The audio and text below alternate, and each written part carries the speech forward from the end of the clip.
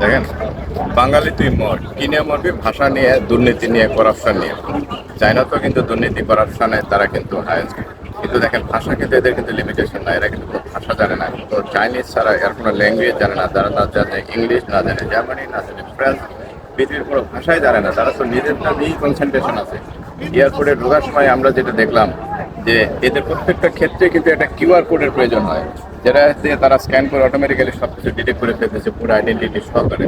অথচ ভাষার যেটা কেনাকাটা করতে গেলাম, এই শপিং সেন্টারে গেলাম, দেখেন ফিডব্যাক, তারা কিন্তু কোনো ভাষায় বুঝে না। আশ্চর্য ব্যাপার, মানে কি কষ্ট যেখানে কেনাকাটা করে। এবং খাবার ক্ষেত্রে গেলেও ফিস বুঝে না, মানে মিট বুঝে না, মানে কিছুই তারা ঠিক মতো বুঝে না। ল্যাঙ্গুয়েজের কোনো ব্যারিয়ারে চরমভাবে কিন্তু তারপরে কিন্তু তারা দেখে তারা দাঁড়িয়ে গেছে।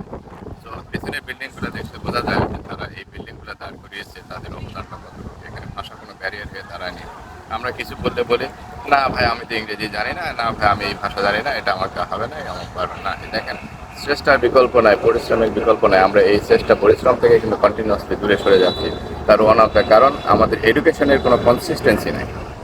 আজকে একটা সিলেবাস, 2 বছর পর আরেকটা, পরের দিন আরেকটা সিলেবাস। আমরা টেন্স পড়তে পড়তে 12 বছর, এখন বিদেশে এসে দেখি টেন্সের কোনো প্রয়োজনই নেই। এটা যে কী জিনিস এরা জীবনে হয়তো নামই শুনিনি, টেন্সগুলো পৃথিবীতে কিছু আছে। তো এই টেন্সটাই আমরা পড়ে থাকবো, আমরা টেন্সের মধ্যেই থাকবো, এই টেনশনে কিন্তু আমরা মারা যাবো। এটাই হলো বাঙালি জাতি। Hope for the best. Thank you.